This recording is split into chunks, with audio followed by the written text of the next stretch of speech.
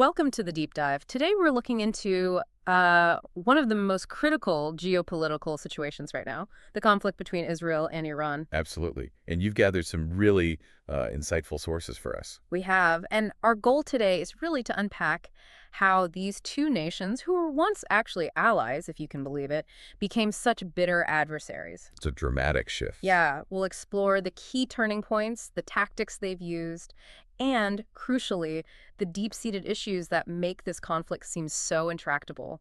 We want to give you a clear, structured understanding. What's really striking is how fundamentally the relationship has changed. It's gone through these distinct phases, alliance, then this long period of proxy warfare, and now direct confrontation. So we'll trace that path, right, focusing on the core issues driving it all. Exactly. Okay, let's start with that surprising beginning you mentioned, Iran and Israel, allies. Before 1979, they had a very different relationship. Indeed, they did. It's easy to forget now, but under Shah Mohammad Reza Pahlavi, Iran and Israel had pretty strong strategic ties. Strategic how? What did that look like? Well, for one, Iran was a major oil supplier to Israel, which was crucial. And in return, Israel provided Iran with intelligence, military technology. Interesting. And they also shared some mutual concerns, things like the rise of pan-Arab nationalism, Soviet influence in the Middle East. It was a pragmatic relationship, really based on shared interests at the time. Pragmatic alliance. Okay, Yeah. So that sets the stage. But then comes 1979, Iran's Islamic Revolution.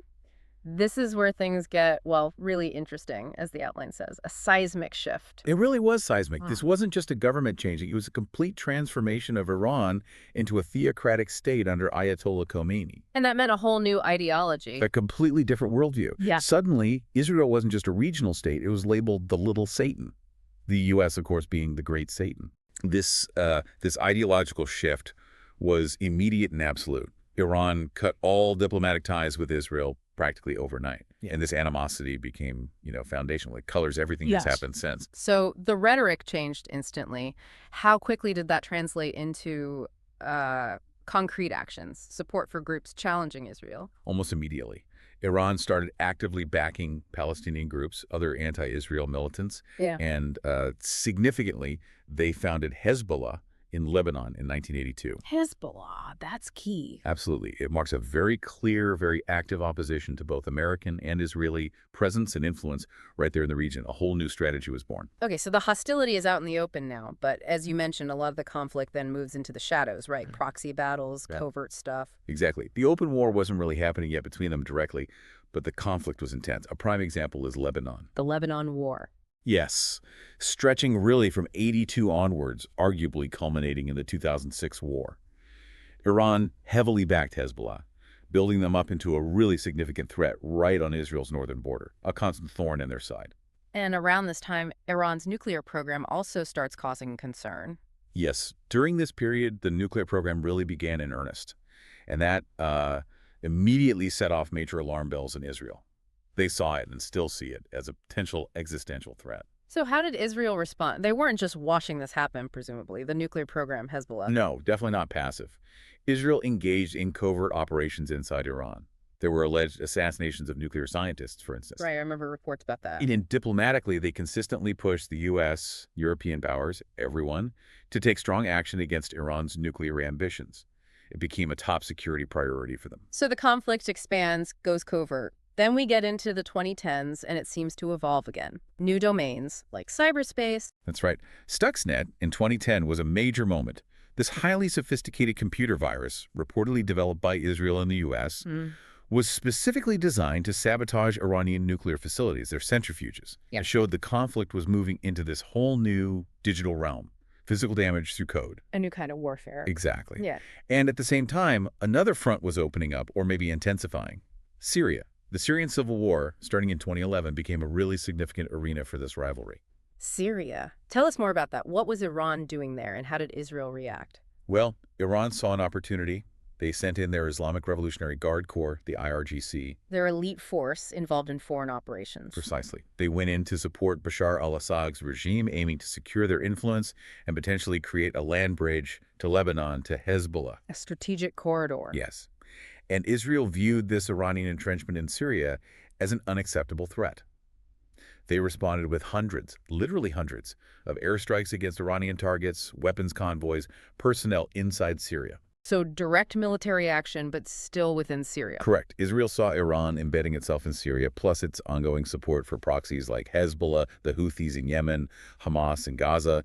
They view this network as a direct, growing existential threat on multiple borders. Okay, which brings us closer to the present day, the 2020s. You mentioned the shadow war starting to break cover. How did that happen?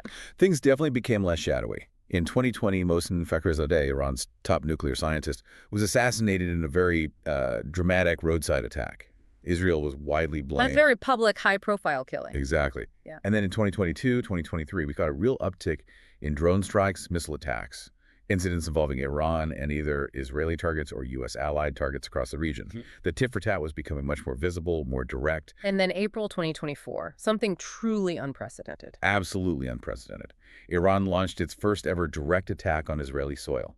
Hundreds of drones and missiles. Why then? What was the trigger? Iran stated it was retaliation for an alleged Israeli airstrike on its consulate building in Damascus, Syria, which killed several high-ranking IRGC commanders. Ah, the Damascus strike? Yes, but launching directly at Israel like that from Iranian territory, that broke a long-standing threshold. It moved the conflict decisively out of the shadows and into a phase of direct, overt, state-on-state confrontation, which of course escalated further, leading to the full-scale conflict that finally erupted in June 2025.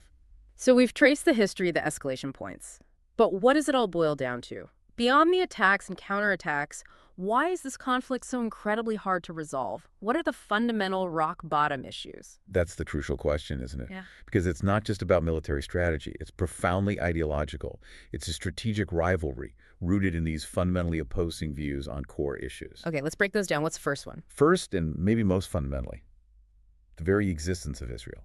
For Israel, its right to exist as a Jewish state is non-negotiable. It's foundational to their identity, their history. For Iran's post-revolutionary ideology, however, Israel is viewed as an illegitimate entity, a sort of colonial implant in the region that ultimately should not exist.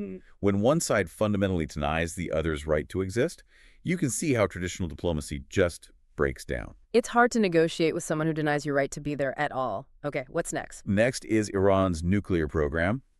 Israel perceives any Iranian nuclear weapons capability as an absolute existential threat, a red line. Given Iran's rhetoric about Israel's existence... You can see why they'd feel that way. Absolutely. But Iran insists it has a sovereign right to peaceful nuclear energy under international treaties and denies pursuing weapons. So you have this complete clash of perception and intent.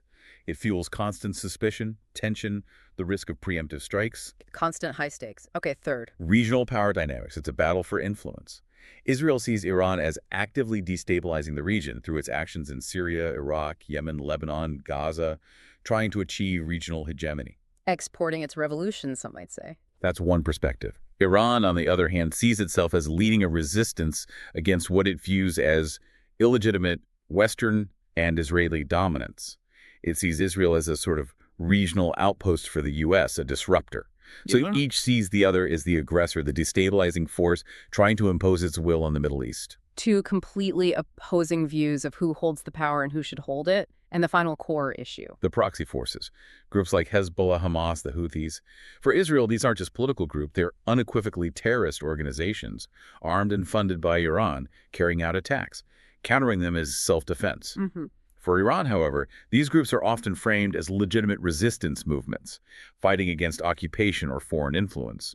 Supporting them is a core part of Iran's regional strategy and ideology. So what one side calls a terrorist, the other calls a freedom fighter. Essentially, yes. And that fundamental disagreement means there's no common ground on how to deal with these groups.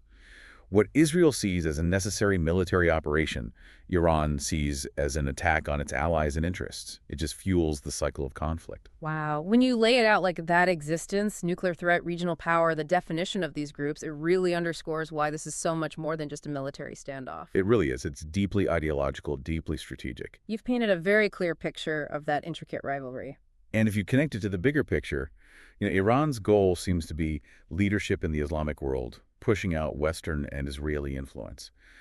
While Israel, conversely, views Iran, particularly a nuclear Iran with its regional network, as the single greatest threat to its survival. These are deeply, deeply ingrained positions. A truly complex and dangerous situation, then. So, for you, our listener, here's something to really think about. Given these deep historical roots we've explored, these profound ideological divides, what might be the real cost, beyond the missiles and the military budgets, of this ongoing, seemingly endless intractability? And perhaps even more challenging, what kind of radical shift, what completely new thinking might even begin to open a path toward any kind of lasting resolution? That's definitely something to keep exploring.